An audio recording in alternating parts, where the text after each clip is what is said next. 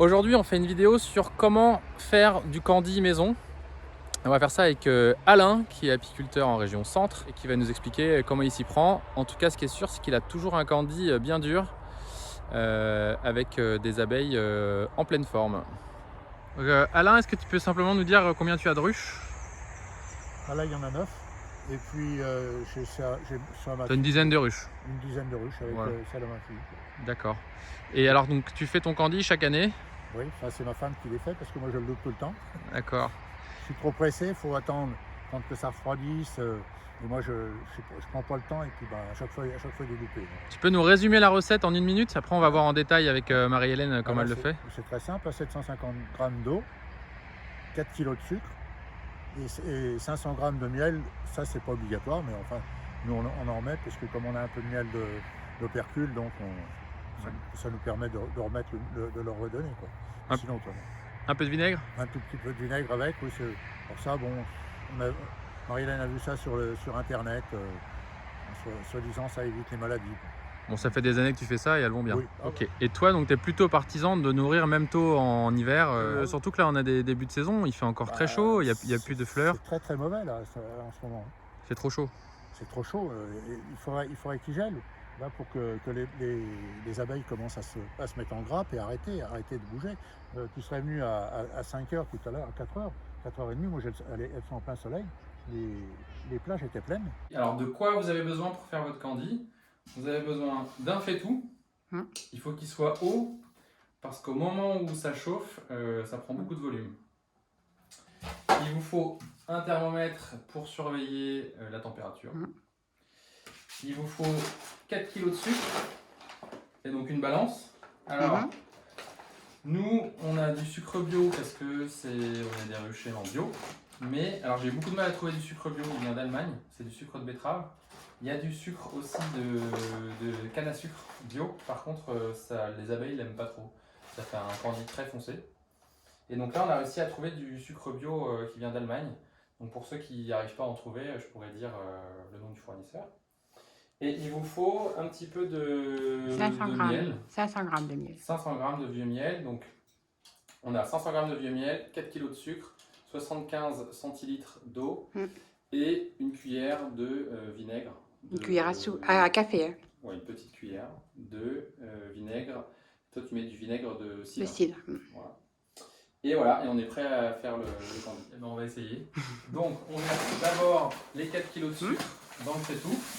Tout à fait. Après, on verse 75 centilitres dedans. 50 et 75. Ça fait une pâte, on peut regarder dedans. C'est de la pâte.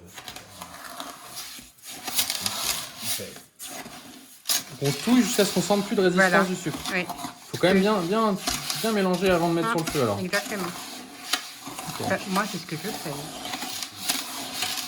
Après oui, c'est ça qui nous intéresse, c'est tous les petits trucs. Après l'avoir loupé plusieurs fois, parce que c'est très pénible à défaire quand c'est loupé. Voilà. Et maintenant, on met sur le feu. Voilà. Donc, je choisis plutôt le petit feu. Moyen. Un moyen. Et c'est parti. Et là, je le mets à feu quoi alors? Voilà. Comme ça, c'est tout. D'accord. Donc le moyen à feu fort quand même. Donc là, on met le thermomètre à l'intérieur pour suivre justement la température. Ok. Tac. Et alors, on touille assez régulièrement. De temps en temps. De temps en temps. Okay. Hop, on laisse le thermomètre pour suivre ce qui se passe. Alors, il a une accroche comme ça, mais il va pas jusqu'au bout. Alors. Voilà, mais il ne faut pas le mettre parce qu'il faut que ça touche bien dans le fond. Oui, impeccable. Alors, on peut rajouter dès maintenant le vinaigre de cidre. C'est vraiment du vinaigre de cidre basique. Oui, tout bête. Ok, et là, il suffit de mettre une petite cuillère à café. Parce que ça sent très fort quand même. Tu fais ton miel, hein, Et voilà. Pas encore pas le miel encore. Ok. Là, on atteint les 104, 110 degrés. 104 à 110. C'est le bon moment pour retirer du gaz et de mettre les 500 g de miel. Alain, pourquoi on met du miel comme ça dedans? C'est pour le durcir. Oui, ça durcit, puis ça leur redonne un peu leur mielleuse. C'est du miel qu'on ne peut pas se servir, c'est du miel qu'on a récupéré dans les... Quand on Et a puis, découpé comme je t'ai attendu, Le miel j'ai pas- d'opercule. les opercules. Bon, il sent un peu la cire, donc on peut pas commercialiser ça. Donc on leur redonne à eux. Parce qu'on met du miel froid dans du candy déjà très chaud là. Tac. Et là, on mélange.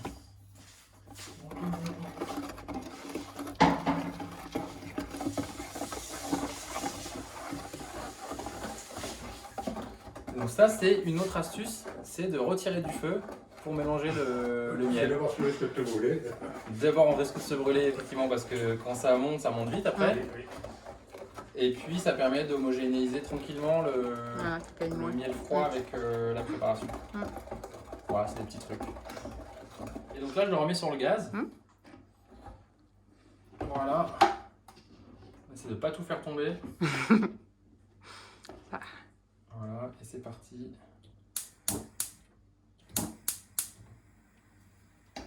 Ok, objectif 116 degrés. Voilà. Temps de mettre le miel et de sortir du feu, on est redescendu à 90 degrés. Donc là, on va le remonter jusqu'à 116. Pas beaucoup plus, parce qu'après, si on va au-delà de 120, ça va faire du De caramel. toute manière, ça va déborder. Et en plus, ça va déborder.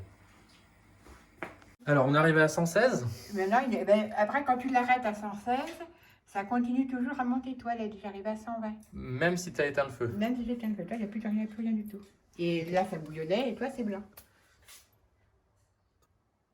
Et maintenant, on va attendre que ça redescende à 90 degrés Voilà. avant de les verser dans les nourrisseurs. C'est des petits nourrisseurs ici. On est 7 pour 4 kilos. On fait 7 nourrisseurs pour 4 kg. Ouais. Là, on a atteint les 90 degrés. Du coup, on va les verser dans les nourrisseurs. Donc, on retire le thermomètre. Et la spatule. Voilà. Et on verse. Ah oui, c'est vrai qu'en tant que...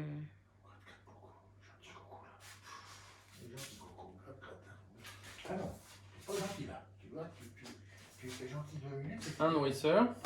Voilà.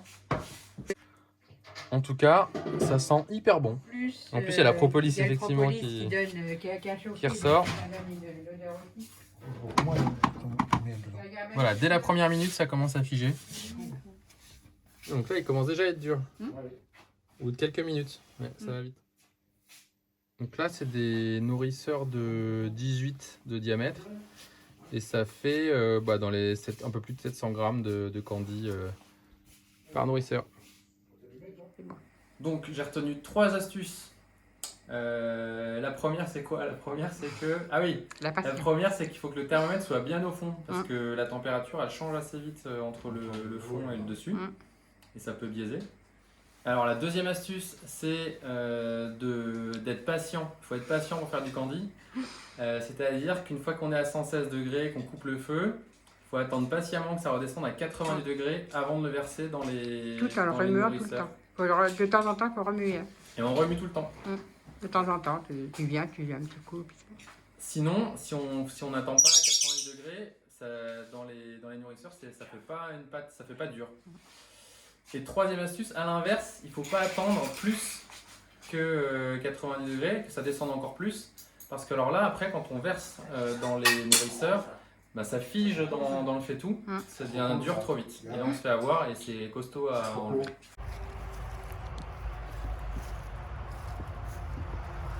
Celle-là, elle est sympa.